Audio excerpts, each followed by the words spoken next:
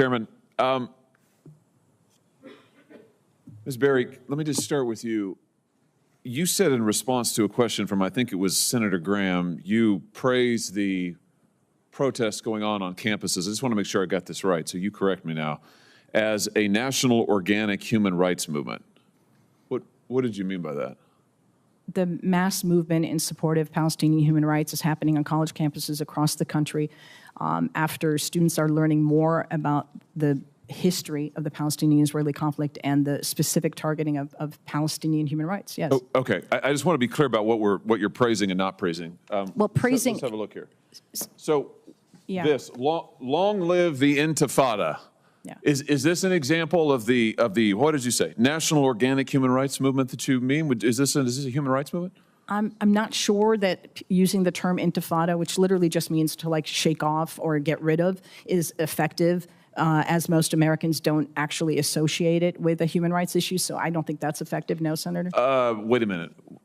You don't think it's effective, but you would agree that this is calling for the destruction of the state of Israel. This is after the October. No, Senator. No, it's not. This isn't calling for the killing of Jews. I don't know that person, and I don't know that sign. So you don't know what this means? I don't think. You haven't seen this before? Did you see these protests on Rabbi, do you know what this means? Yes, it's a call for the destruction of the state of Israel and probably the killing of Jews everywhere. I do not agree with that, Senator. You don't think that's hate speech right here?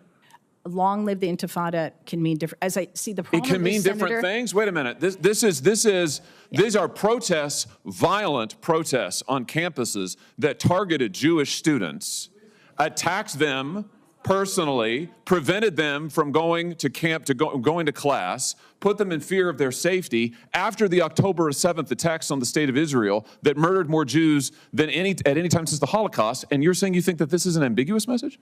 I'm saying that any student targeted on campus, a Jewish student. Will you condemn this right here? Right here. Long live the Intifada. Will you condemn that? Condemning Jewish students on a campus is being targeted, and the Office of Civil Rights should successfully be given funding. Will you condemn this as hate speech? I think that can be hate speech, but I don't think it's automatically hate speech. The problem is that there's nuance I'm trying to introduce to this conversation. What's the nuance when these people are marching and calling for Jews to be killed? Sir, because Intifada also means uprising for Palestinians. The way so it's ambiguous, so it's hard to say. Well, my gosh. Okay, let's try another one. The senator starts grilling the witness about campus protests. Are these really about human rights, or is there something deeper going on? The witness tries to keep it slick, talking about Palestinian rights, the usual polished lines, until the senator starts reading out actual protest slogans. Now it gets awkward. Long live the Intifada. That's the slogan.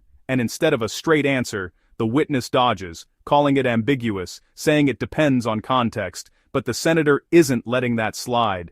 He pushes back, pointing out these aren't just slogans, they're being shouted on campuses where Jewish students have been harassed and even scared to show up after October 7th. And here's the thing that really hit home for me. When the senator asks, what's the nuance when people are marching and calling for Jews to be killed? The witness still hedges, still calling it ambiguous. It gets worse. Another slogan, from the river to the sea. Again, not a clear condemnation, just more talk about context. What about this? Please, audience will please. Oh, yeah, I mean, that's fine. We know what you think. Right, exactly. I mean, I think you've made it clear. Those who were cheering earlier when Senator Cruz was asking about the attempts to destroy and kill Jews. Let's just be clear about what's going on here, because here's what's happening at this hearing. We can't talk about anti-Semitism without also talking about something else. The message that's being sent today, at this hearing today, is anti-Semitism isn't enough. The attempts to kill Jews on campuses, that's not a conversation worthy of discussion. You've got to add something else to it. So if you want to kill Jews, oh, well, we can't talk about that unless we also talk about 15 other things. And now we have a witness sitting here who will not condemn the attempts on these campuses that are blatantly anti-Semitic tropes, Nazi tropes to try and kill Jews. What about this one? There's only one solution. Is that a national organic human rights movement? No, sir. I trust that's in reference to Holocaust, and that's I would think the final solution. Okay, what about this? What about this? Glory to our martyrs. Again, I don't understand the point of messaging like that. I don't know what that means. Would you condemn this as anti-Semitic? This was projected here in Washington, D.C. on the campus in front of Jewish students following the October 7th massacre?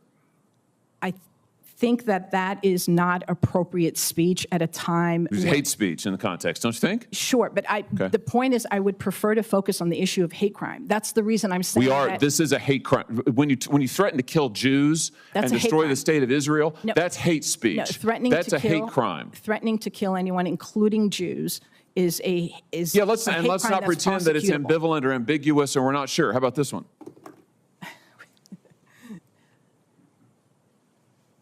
Free Palestine from the river to the sea. That's not hate speech, sir. You don't think that this is a call for the destruction of the state of Israel?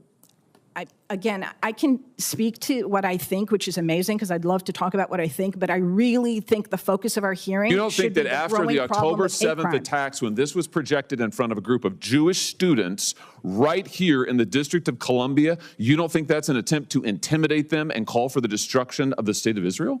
Focusing on hate crime, I would say if that were displayed on a synagogue, then it's a hate crime. If it was displayed on a Hillel, then it's a hate crime. If it's displayed elsewhere, I trust its speech. Well, and then we wonder why our students are confused. Rabbi, let me just ask you, are you confused about this message?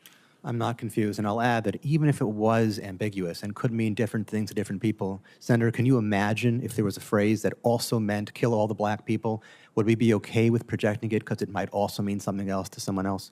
No, I mean, well said, well said. I'm almost done, Mr. Chairman, but let me just ask, since the witness talked about a national human rights movement, let me just ask about a couple others. University of North Carolina chapter of Students for Justice in Palestine claimed, it is our moral obligation to be in solidarity with the dispossessed, no matter the pathway to liberation they choose to take. This includes violence. Would you condemn that? I'm sorry, was that for me? Yes. It is our moral obligation to be in solidarity with the dispossessed, no matter the pathway to liberation they choose to take. This includes violence. You condemn that? I certainly condemn violence. Good. You condemn that statement? I condemn violence. I have no interest in engaging in this back and forth about individual statements of students. You know what? I do have an interest in it, and here's why. What I just read to you, the United States Senate unanimously condemned this rhetoric. And unless we take a stand now on this rhetoric, on this specific rhetoric out of the mouths of these students that you have called National Organic Human Rights Movement protesters, we are going to send the message that trying to kill Jews on campus, trying to prevent Jews from going to class on campus is just okay. It's just another viewpoint. Senator, it's not just another viewpoint. And frankly, what you're trying to do here today, I think, is wrong. Your time has expired. Deeply wrong, sir. Senator Kennedy. Thank you, Mr. You won't believe what just happened at this Senate hearing. Seriously, this is the kind of moment people keep warning about, and suddenly it's playing out live, unfiltered. A so-called human rights advocate gets put on the spot and just can't clearly condemn language that's tied to violence against Jews. I'm telling you, this exchange is making waves for a reason. So here's how it goes down. The senator starts grilling the witness about campus protests. Are these really about human rights, or is there something deeper going on? The witness tries to keep it slick, talking about Palestinian rights, the usual polished lines, until the senator starts reading out actual protest slogans. Now it gets awkward. Long live the Intifada. That's the slogan. And instead of a straight answer, the witness dodges, calling it ambiguous, saying it depends on context. But the senator isn't letting that slide. He pushes back, pointing out these aren't just slogans, they're being shouted on campuses where Jewish students have been harassed and even scared to show up after October 7th. And here's the thing that really hit home for me. When the senator asks, what's the nuance when people are marching and calling for Jews to be killed?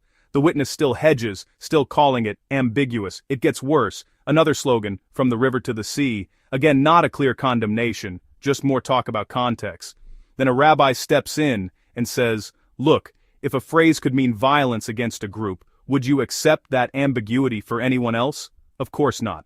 And that's the real issue here. If we can't even agree that threatening rhetoric against Jews is unacceptable, what message are we sending? This isn't just theory. Students are getting intimidated. Protests are crossing a line. And when pressed, there's still hesitation to call it out for what it is. The witness finally says they condemn violence, but won't address the actual words being used. And that's why people are fired up. Because if we keep ignoring rhetoric like this, it only gets worse. End of the day, this hearing was about one thing.